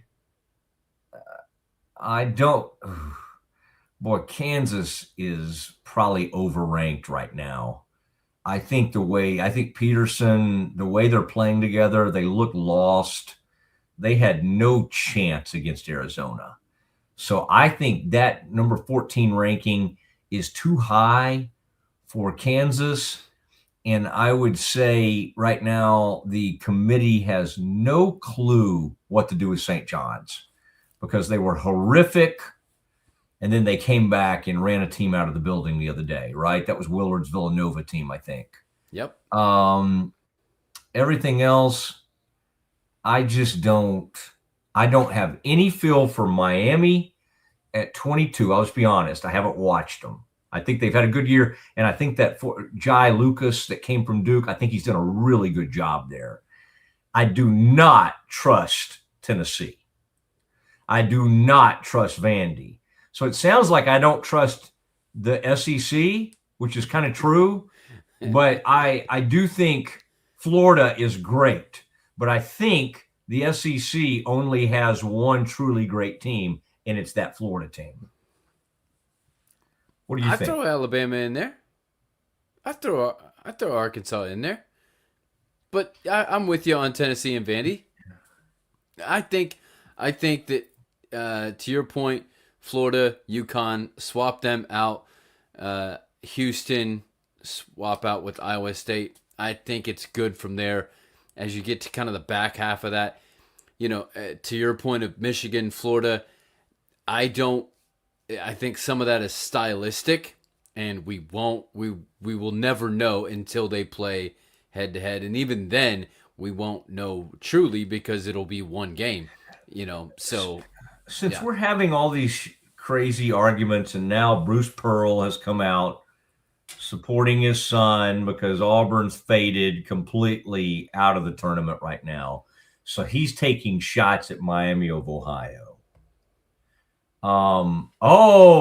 Good for you, Kev. There it is. I did bring up Miami, Ohio on Thursday, so Can you read that for us? This is what the AD at Miami of Ohio is saying in response to something Bruce Pearl said on TV.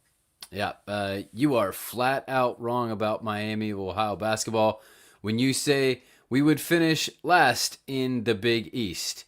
The disrespect is awful, and you should not be near a TV studio covering the sport when you show your true colors.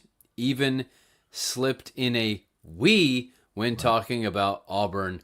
Nice work. He wasn't Auburn. I understand the sentiment.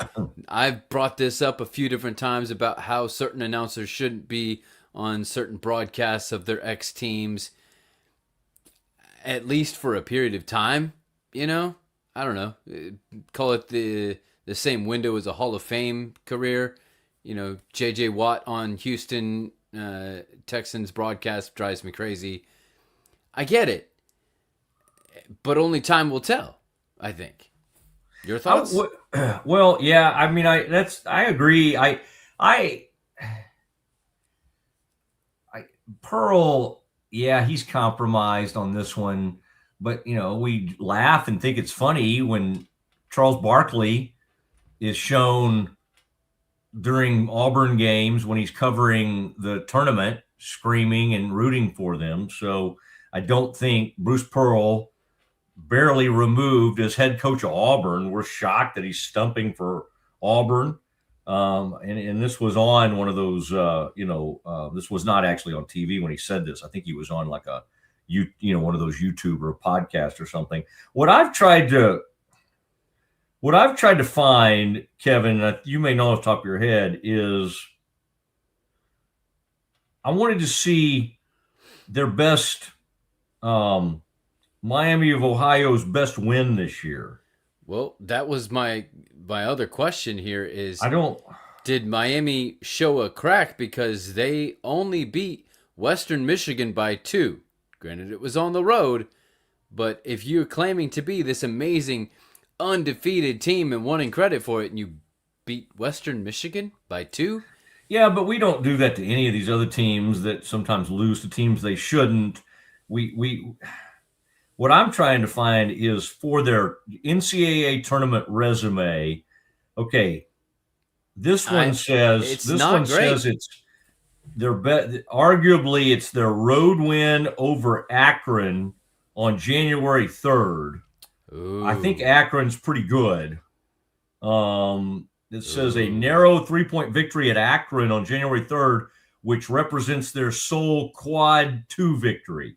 Other wins mentioned include home victories against UMass and Eastern Michigan. The problem is they're in that weird in-between stage because they're probably too good to go get bye games, right? They're too good to go get Arizona to buy them and go, yeah, come on here, come Kansas, come play here, Miami of Ohio. And they don't want to mess but I think in the future, what their coach and AD will learn is they need to try to get some of those games on the schedule. Yeah. Now, the problem is, in defense of them, these showcases and whatever they call these things, these tournaments, when they go over to Bahamas or wherever, they're not trying to get Miami of Ohio in their tournament. Mm-hmm. They know they don't bring eyeballs. ESPN, who puts a lot of this together, they're not trying to, let's get Miami of Ohio in this. Now, would they be more attractive after having a great season? Maybe so. But I would feel horrible. Here's the thing. They should not be kept out. If they lose a game in the tournament, to get a mediocre Auburn team into the tournament. Nobody's dying to see more of this Auburn team. They're like 15-14 or 16-15 with coming off of they had Ole Miss came in there. Ole Miss is like 12-15 or 13-15. Came in there and beat them at their place.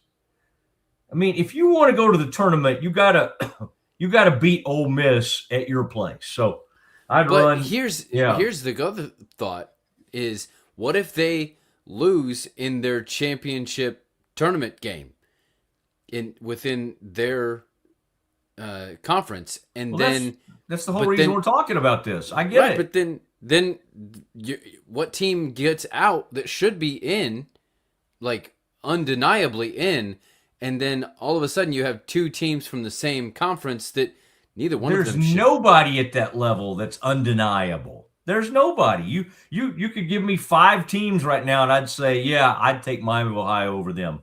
You give me somebody on the bubble. Like, as much as I love what Buckyball's done at A&M, do I think that a 29-0 would I rather see a 30-1 or a 32-1 Miami of Ohio team get in over A&M? Yes. Really? Yes. You'd rather see a one-loss team that their best win is at quad 2 over somebody that plays in the SEC and has had good quality wins. It's hard to do what they've done.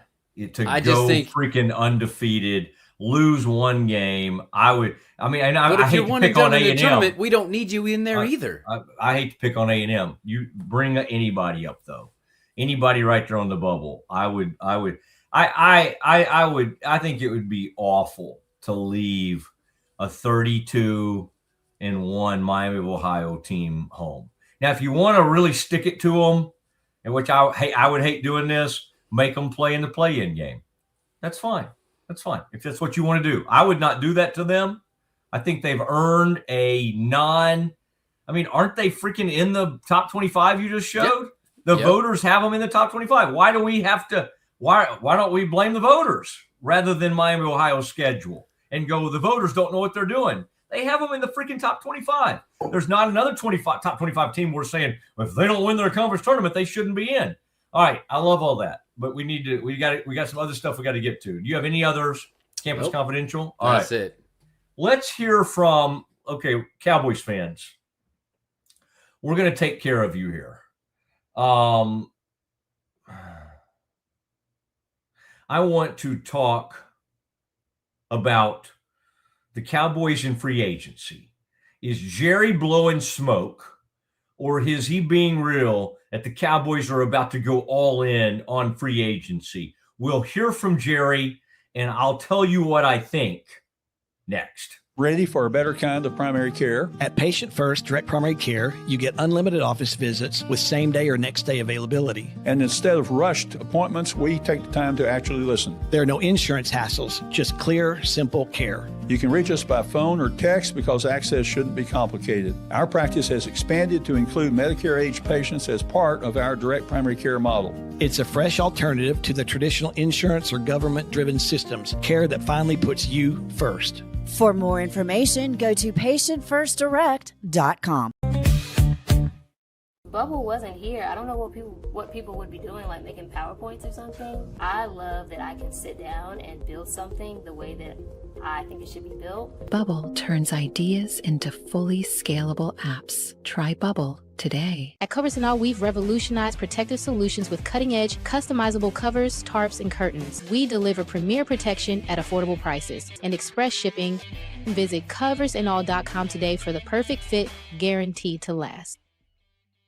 Better sleep, inspired by nature. Your back, hips, and shoulders will fall into perfect alignment in any position, meaning that you get deeper, more comfortable rest. Visit ecoterrabeds.com. Cleanse your body of accumulated toxins and embark on your wellness journey at your own pace. At Global Healing, we provide premium supplements to help your body heal naturally. Start your healing journey today at globalhealing.com and organichemp.com. Relax with Hemp Delicious. Organically grown hemp, massively blended with delicious organic herbs, responsibly sourced for their holistic benefits. Each sip offers calming, antioxidant-rich wellness. Brewed just for you. Sip the calm with Hemp Delicious. Is your Mac running slow? Mac Booster 8 is your all-in-one solution to clean up 20 types of junk files. Get your Mac running like new again with Mac Booster 8. Visit macboost.net today. I know you're gonna love this Kodak Dot Plus printer. You guys just connect it to your smartphone. I can assure you, you are going to love this printer as much as my family has. You guys have to check it out for yourself. At Mapiful, we believe in celebrating your journey. Our unique personalized products are designed to boost your confidence. From custom home decor to meaningful gifts, we help you cherish the memories that make you who you are. Visit mapiful.com and start celebrating your story today. It is the Mosley Show, and I was just typing. You'll love this one. This is one extra Campus Confidential for you, Kevin. The Ross Dellinger from Yahoo had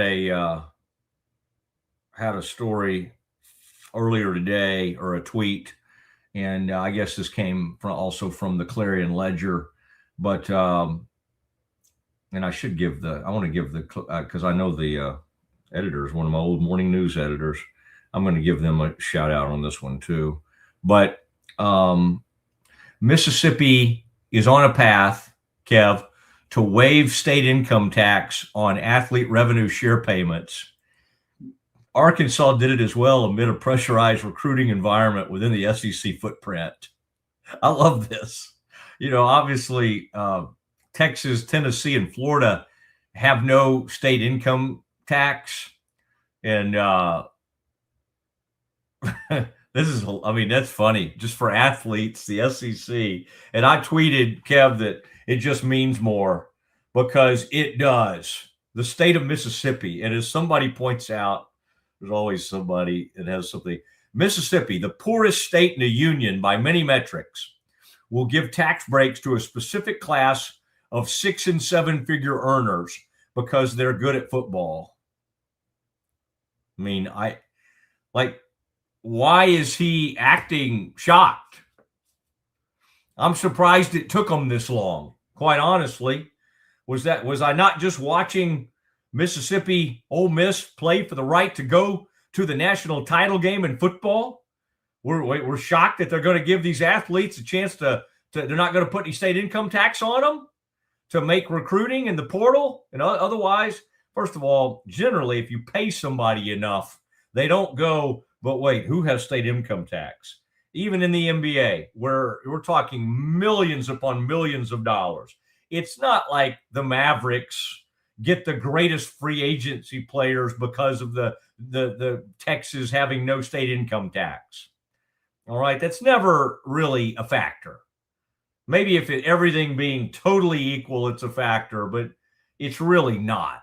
And we make too much of a deal of this. But colleges are on this path to do everything in their power.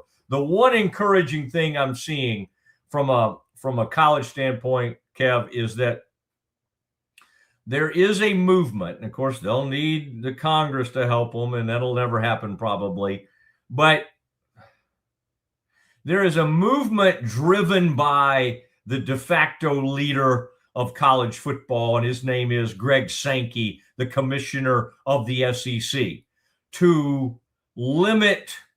You can only have that one free pass to go in the portal. Otherwise, you have to sit out a year. Who's not for that? Seriously, none of us are sitting here like, stop paying these players. Oh, he can't make money. They're making too much money. Everybody's just like, okay, that's fine. Let the players make money. But all of us seemingly could get on the same page about let them have one free transfer, and then the next time, if you want to go, you got to sit out. You got to pay some kind of penalty. So we're not playing for somebody different every single year. So we have some level of rules or decorum in what has become the Wild West. Now, do we still watch? Are we not going to watch the NCAA tournament because some kids played for 5 different schools? No, we're going to watch it. We're going to watch it, okay? Ratings are better than ever. Everything is good business. Okay, Kev, let's talk some Cowboys, and we can do some of this tomorrow. I secured, thanks to DallasCowboys.com and John Machota from The Athletic, they were on the bus with Jerry, the team luxury bus from the Combine. Now, Jerry weighed in on several things involving the Combine and what's going to happen. As a longtime Jerry whisperer, as a man who's covered him for years upon years, I think I can speak to some of these things with some insight and years of experience and tell you what I'm hearing, because I was covering the Cowboys when they actually did spend money on free agency. Leonard Davis from Arizona, the big offensive, well, he played guard for the Cowboys. He played offensive tackle, I believe, at the University of Texas back in the day. Anthony, they brought in a cornerback from the Cleveland Browns, spent a lot of money on him. Marco Rivera at the time from the Green Bay Packers. They used to Anthony Henry was that player's name from the Browns. They used to spend some really good money in free agency. Haven't done it in a while. All right. And then if you want to go way back, the time they spent enormous money on Deion Sanders coming in as the Cowboys were trying to win another Super Bowl. And in fact, they did, with Deion Sanders joining the team the 95 season, because in 94, I guess he was still playing for the 49ers, and the Cowboys lost in the NFC title game in 94 to the Niners. 95, they win the Super Bowl, their third is in 4 years. All right. Something they used to do around there. Kev, let's listen in on Jerry Jones talking about what he thinks he's going to do in free agency. Us being aggressive in free agency. And by the very virtue of having 2 number ones, we're going to spend more money in the draft than normally you would spend, even though we don't have a 2. Everybody knows those 2 ones are dramatically different than a 2 financially. So we'll spend money. It'll be like the time that when I first got involved, they had a deal called Plan B, and that was a free agency kind of a start toward free agency, and every team had to expose so many players. And I was so proud of the fact of how much money, I think the figure was over $2 million at the time. But I was so proud of how much money, I think we outspent everybody in Plan B. And I was very proud of that. You have no idea how that cut into my available funds at the time. I have no idea, but I am excited about doing everything we can now to really have a better record than we had last year, a better team than we had last year. That's why we've been doing what we've been doing with the coaching staff. But to answer your question specifically, I would bet that we will spend more money in free agency than we have. Okay. I mean, we don't need a history lesson on Plan B. All right? Nobody cares. Jerry this could get a bit dangerous because they're going to restructure some things. They're going to have some room to spend. I still think you can spend and sort of be thrifty in your spending at the same time. It doesn't all have to be huge, big ticket items. You know, although I will say New England spent its free agency money right to a Super Bowl. They put together an incredible group of free agents, especially on the defensive side of the ball. Milton Williams from the Eagles. Cowboys are going to be looking at some of these Eagles, by the way. Nakobe Dean, the linebacker out of Georgia. He's been with the Eagles for a while now. Cowboys are going to take a look. They have Jalen. What's Jalen? Jalen Johnson. What's Jalen's last name? Anyway, the edge rusher from the Eagles. Cowboys are going to take a peek. Why is that? Well, they know these players. Christian Parker is their new defensive coordinator. Makes total sense that they would be trying to get in there and look at some of these Eagles players. Now, what Jerry means when he brings up these draft picks, they have huge ammunition. So, again, you could trade some of that. You get more picks. You could, if you needed help landing a player, you could try to get Max Crosby from the Raiders using one of those picks. I thought he was talking about it was bigger financially because having 2 first-round picks, you got to pay those players more than you do second or third. He's noting That's that. what I thought. He's noting that, but with the rookie pay scale now, it's just not even close to as prohibitive as it used to be. You're not wrong. That's probably, and I may have started to stop listening at that point. That may have been what he was noting, but the real thing is they have more ammunition than ever. His point certainly is, there's some financial stuff that happens, but what he really is more excited about is sort of owning that first round.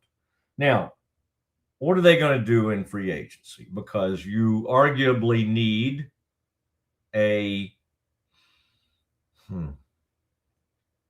you need 1 or 2 offensive linemen. You're not going to do that. Believe me, you're not going to go out there and try to do that. You've got a receiver you're trying to sign to a long-term deal. You already got your running back addressed. So everything, at least you know everything is on the defensive side. Now, here's what you need to solve. You need 2 cornerbacks. You need at least 1 linebacker, and you really could use 2 more edge players. It's a lot to ask. Can you get some of this in the draft? Yes, absolutely.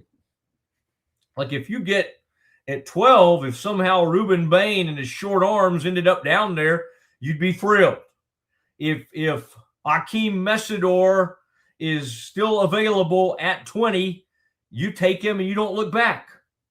Now, if you come out of this with a starting cornerback and a starting edge player or a starting safety and a starting cornerback, you're feeling great. You're feeling great. What you have to look at in this draft is where is it the deepest? There seem to be a fair amount of pretty good safeties in this draft and a fair amount of edge players. Cowboys are pretty good right now up front. Doesn't mean they can't find more. Doesn't mean they don't need a rotation. I mean, one of the things that made the Eagles, when they went to the Super Bowl, is that they had a Milton Williams who wasn't even like a true starter type. He was a rotational guy. Well, he goes to New England and he becomes this massive breakthrough type player. Now, Kev, do we have, real quick, can we play Jerry talking about George Pickens. What he thinks of George Pickens. I did visit with George to let him know what we were going to do today. I told him how excited we are that he was going to have the future with the Cowboys, that he was very deserving because in and of itself it's a very significant data point relative to where we thought we would be 5 or 6 months ago. So however long that's been. But the bottom line is that it was a privilege to be able to frankly let him know that he was going to have certainly that kind of interest in us. I expressed to him how valuable a part of the team that we think he is, I think he is, the kind of contribution he can make. He'll continue to get better working with Dak and working with the other receivers. So we talked about the future. We both reiterated how good it was for him to be here and know that what we have in place assures that he will be here.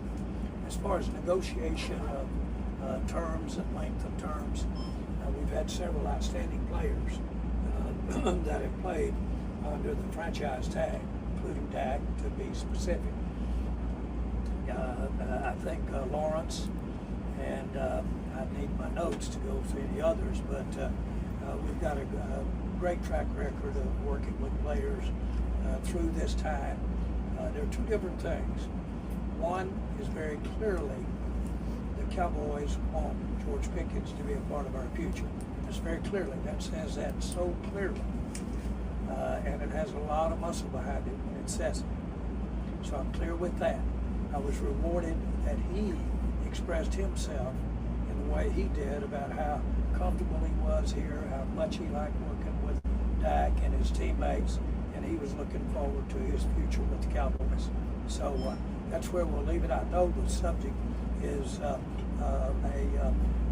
where are we, what can we do regarding a negotiation. That's just that, and the system's in place that if you can negotiate and it works for both parties, that's fine. If not, you play on the tag. So that's official now and it's in place, and that's the way I look at it. There it is. There it is. Boy, by the way, the Brazos Landing, it's the way I like to finish the show. Talking about one of the great restaurants in the state, certainly in the greater Waco area, the Brazos Landing. Wow. Tremendous food, tremendous environment. The New Orleans bar, the old alligator bar out there. It's pretty neat. I love the bar out next to, I like sitting out next to the water and eating some of that. I'll even get some of that blackened chicken. I'll say, can you blacken that chicken up a little bit? They're like, yeah, we'll do that. And that harvest salad and get some of that lemon poppy seed dressing and then get that the strawberries with the salad and all the fruit and all the stuff that really accent that salad. It's a great place to just kind of let the afternoon roll by on a pretty day out there by the Brazos as it comes rolling through. Great to be with you today. And Kev, my suggestion for the Cowboys is just that instead of calling it the franchise tag, they need to call it the attaboy tag. That just make everybody feel better, right? Everybody gets kind of put out with, oh my gosh, they put the franchise tag on me. I want the long term. I want the, I want all the money. I want the huge signing bonus. I need the security that comes with a long-term deal.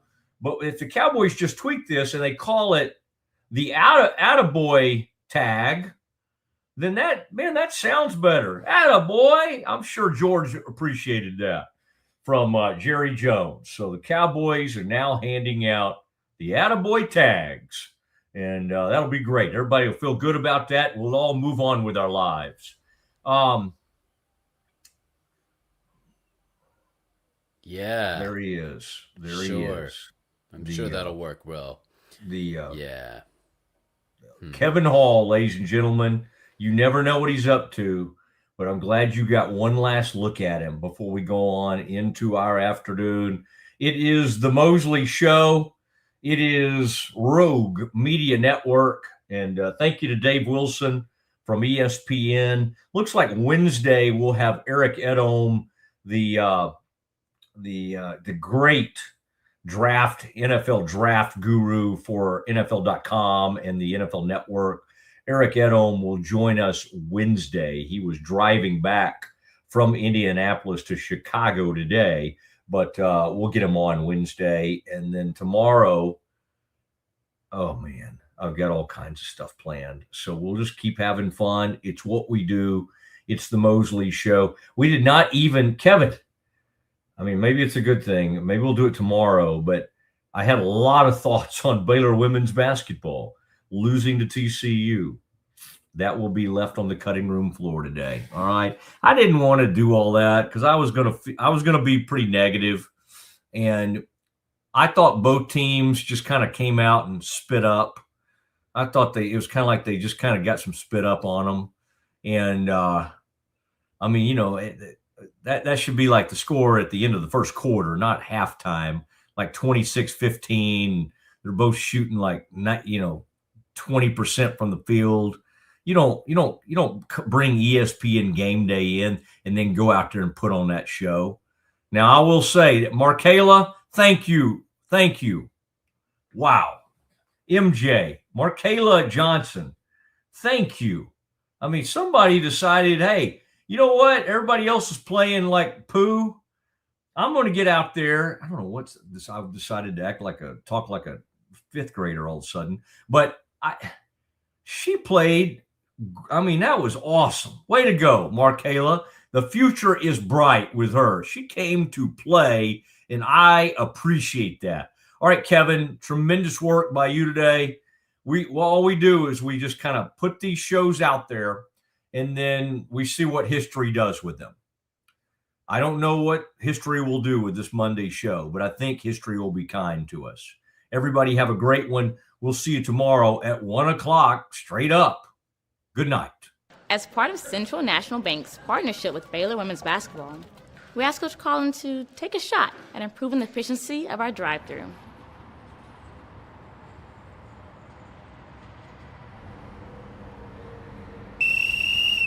The lane is open! Drive the lane! Attack the lane! Go! Go! Go! Go!